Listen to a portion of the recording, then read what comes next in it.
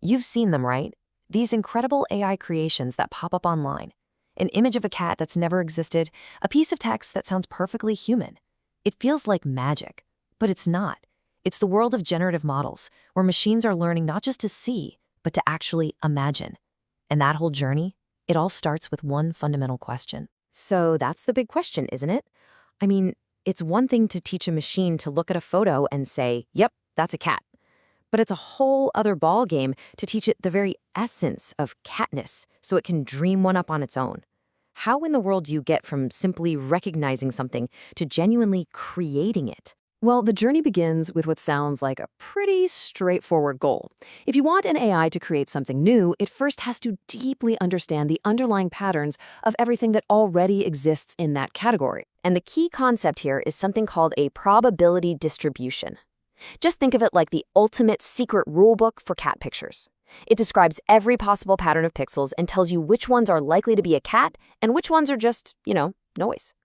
If a model could learn this rulebook perfectly, it could generate an infinite number of brand new, totally believable cats. The goal is to learn the rules. Simple, right? Well, not so fast. Yeah, not quite. This is where we run smack into the main villain of our story, a massive computational brick wall known as the intractility problem. The thing is, for any data that's even a little bit complex, like an image, the number of ways that every single pixel can interact with every other pixel is just astronomically huge. We're talking numbers that are hard to even write down. Trying to calculate that rulebook directly is, for all practical purposes, impossible. It's what we call computationally intractable. And that is the multi-million-dollar question, isn't it? If the front door is locked, you have to find another way in. We can't calculate it directly, so we have to get clever. We have to find a way to sort of feel our way towards the right answer, to approximate it, without ever seeing the whole picture. And that leads us to the first really ingenious solution. So let's rewind the clock a bit, back to the 1980s. A group of researchers who were really inspired by how the human brain works came up with this pretty radical idea called the Boltzmann machine. It was a completely different way of thinking about the problem. Instead of trying to calculate probabilities, the Boltzmann machine assigns an energy level to every possible arrangement of its data. Imagine a landscape with rolling hills and deep valleys. A good, plausible cat picture would settle down into a deep valley, a low-energy, stable state. A messy jumble of random pixels? That'd be teetering on a high unstable peak, a high-energy state. The model's whole job is just to learn how to shape this landscape and then find the valleys. Now, here's where it gets really fascinating and where that brain inspiration comes in. The way this thing learned didn't need some big central computer telling every part what to do. Nope. Each connection in the network could adjust itself based only on the units it was directly touching. It felt like something a real brain might actually be doing. This local rule is based on a classic idea from neuroscience called Hebbian learning. You've probably heard the saying, neurons that fire together, wire together. It's beautifully simple. If two little units in the network are both active at the same time while the model is looking at real data, the connection between them gets a little bit stronger. That's it. It's such a simple but incredibly powerful idea. Okay, so this was a fantastic start, but a single layer model can only get you so far. To really capture the complex patterns of the real world, researchers knew they had to go deeper. They needed to start stacking these models, one on top of the other. So the evolution kinda went like this. The original Boltzmann machine was brilliant, but way too general and slow. So they created the restricted Boltzmann machine, or RBM, which made things way more practical by adding a simple rule: no connections within the same layer. And this RBM became the fundamental Lego brick for building really deep, powerful generative models. Now, using those RBM building blocks, two main architectural paths emerged. On one hand, you had the Deep Belief Network, or DBN. It was this clever hybrid that learned really efficiently, one layer at a time, basically in one direction. But then you had the Deep Boltzmann machine, or DBM. In the DBM, all the connections were undirected, meaning information could flow back and forth between all the layers. And that was a huge deal because it allowed for this kind of top-down feedback, sort of like how our own brains use high-level ideas to fill in the details of what we're seeing. But remember our old villain, intractability?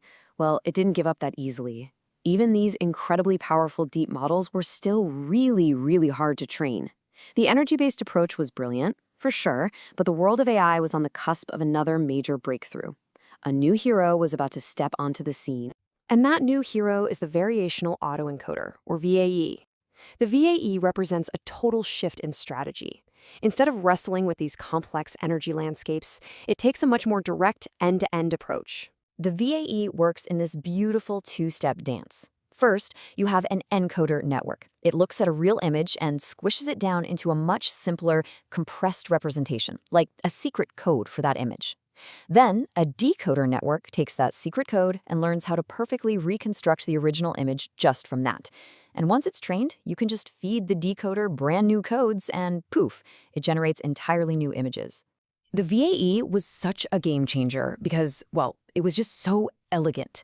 It created this beautiful bridge between modern deep learning and classic statistics in a way that was not only powerful, but just much, much easier to actually use. And here's the real magic bullet. VAEs could be trained from start to finish using the same techniques, backpropagation and gradient descent, that power almost all of modern deep learning. No more complex, slow sampling. This made them so much more efficient and scalable than the older Boltzmann family of models. Okay, so let's take a step back and just look at this whole journey. We've gone from these brain-inspired energy models all the way to these elegant encoder-decoder systems. What's the one big idea that really connects them all? So we started with this goal of learning the rules of data, but we immediately hit that intractability wall. The first attempts, the Boltzmann machines, used this clever energy idea. Then we scaled them up into deep networks. And finally, the modern solution arrived with VAEs, which just reframed the entire problem in a way that fit perfectly with how we already train neural networks. At the end of the day, here's what it all comes down to. Whether a model is trying to find a low energy valley or it's learning a compressed secret code, the fundamental strategy is exactly the same. These generative models don't just memorize pixels. They are forced to learn a simplified, abstract representation. They learn the underlying essence of what makes a cat, and it's from that essence that they can create. This whole evolution, from energy to essence, has brought us to this absolutely incredible moment. We now have machines that can learn the fundamental structure of images, of text, of sound, which really just leaves us with one final and very exciting question to think about. Now that they can do this, what in the world will they create next?